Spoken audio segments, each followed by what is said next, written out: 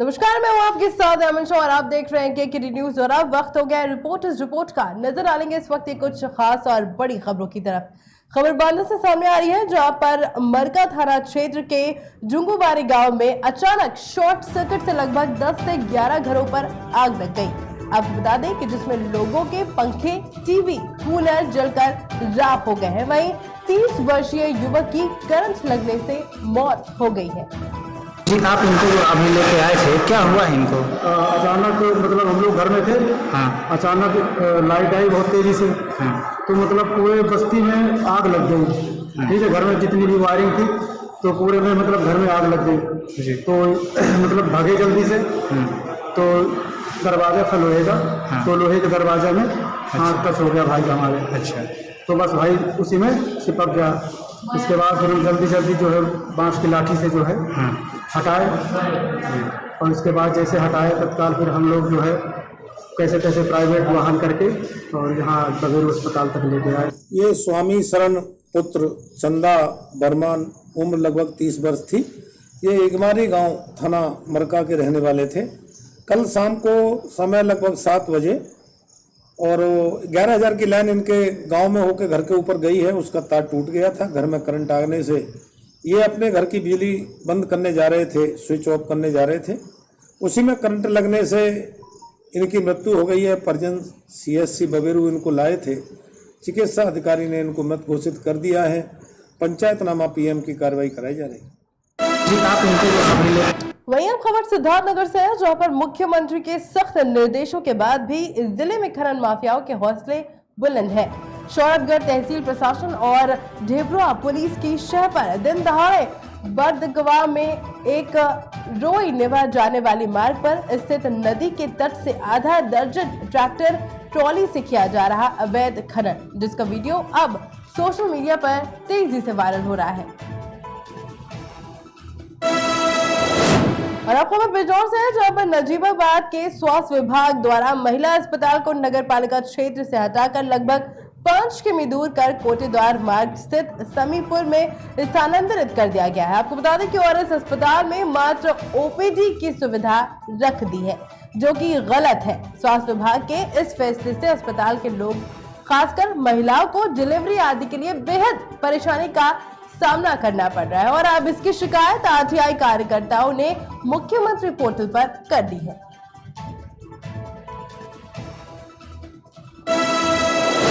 गौवंश की हिफाजत करना योगी सरकार की पहली प्राथमिकता है। और वहीं उत्तर प्रदेश के मुख्यमंत्री योगी आदित्यनाथ ने गौवंशों की देखभाल के लिए तमाम नियम कानून बनाए हैं।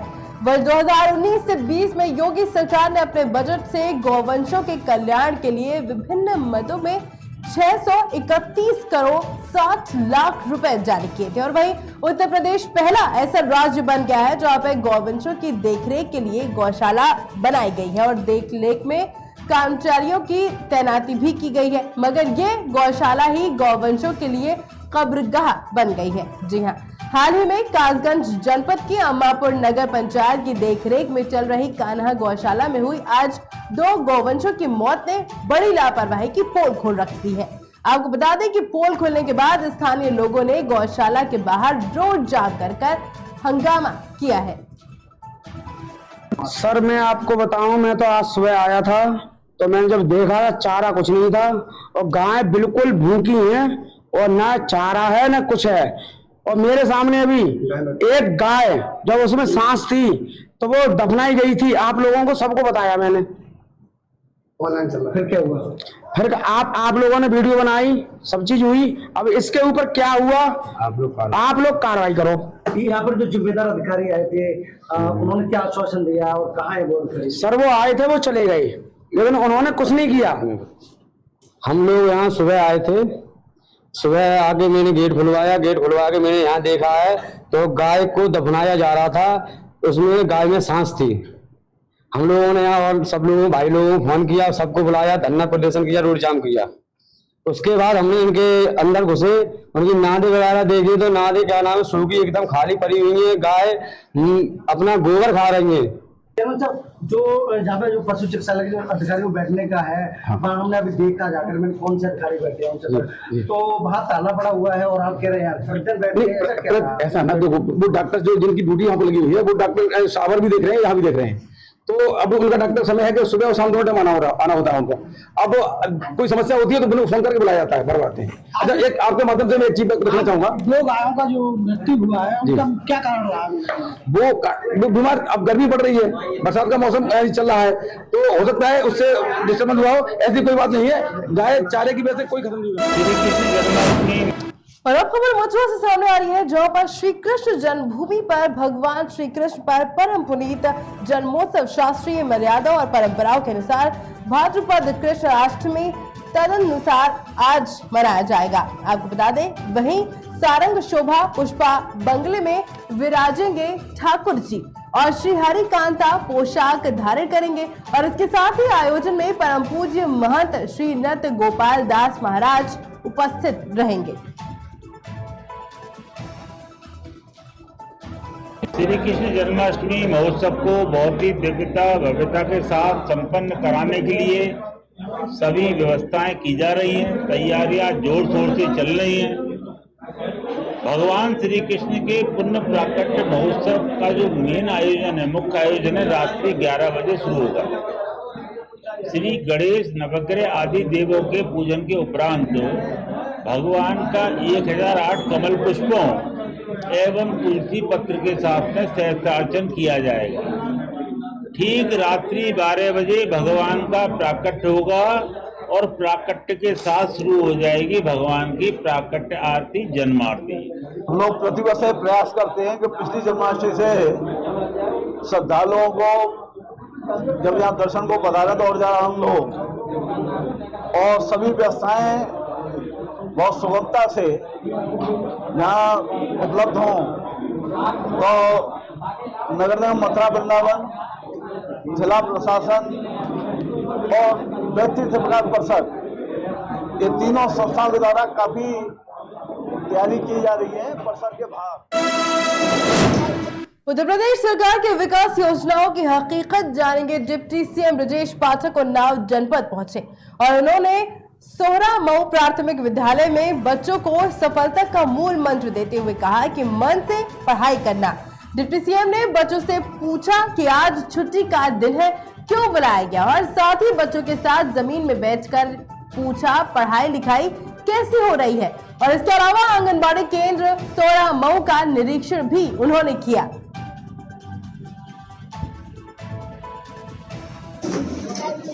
और तो सब लोग एक साथ बैठते हो, अलग अलग बैठते हो। आज छुट्टी दिन बुलाया गया है, क्यों बुलाया गया? मिलने के लिए, मन से पढ़ना। यहाँ खाना मिलता है दोपहर का? क्या मिलता है? क्या मिलता है? और अच्छा होता है कि नहीं? तुम्हें अच्छा लगता है कि नहीं बताना? अच्छा लगता है? और तुमको? सर ये हमारा बच्चा, एक का बच्चा है मैं। और अच्छा ये बताओ, खाना ठीक मिलता है यहाँ? कैसा मिलता है? क्या मिलता है? ये और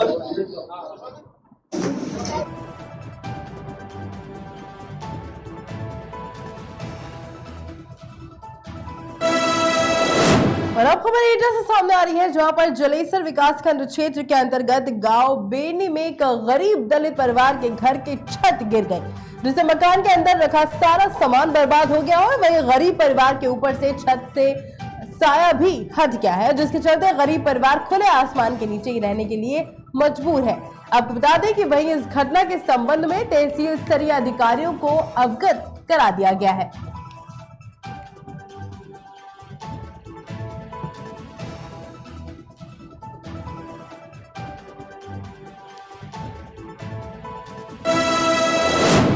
खबर मध्य प्रदेश के रीवा से है, जहां पर बिछिया पुलिस ने शासकीय विद्यालय में चोरी करने वाले 3 आरोपियों को गिरफ्तार कर उन्हें जेल भेज दिया है।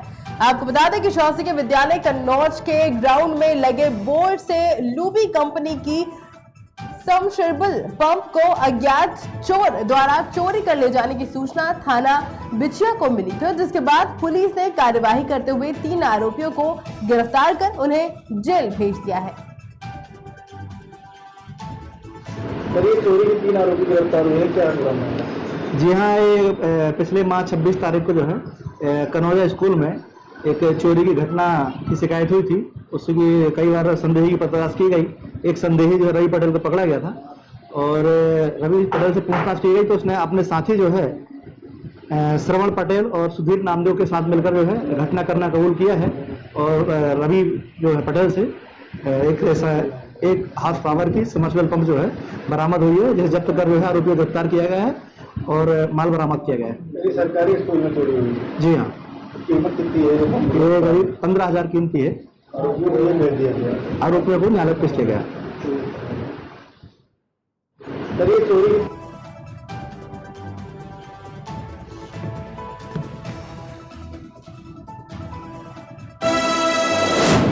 और अब खबर रीवा से, जहां पर नवनिर्मित आईजी जोन कार्यालय भवन और बिछिया पवन थाने को लोकार्पण 22 अगस्त को किया जाएगा, जिसमें मुख्य अतिथि केंद्रीय मंत्री और मध्य प्रदेश के मुख्यमंत्री होंगे। आपको बता दें कि इसके चलते आज एजीडी रीवा जोन वेंकटेश्वर राव और ईडीआईजी मिथिलेश शुक्ला ने अवलोकन किया और लोकार्पण कार्यक्रम की तैयारी का जायजा भी लिया है।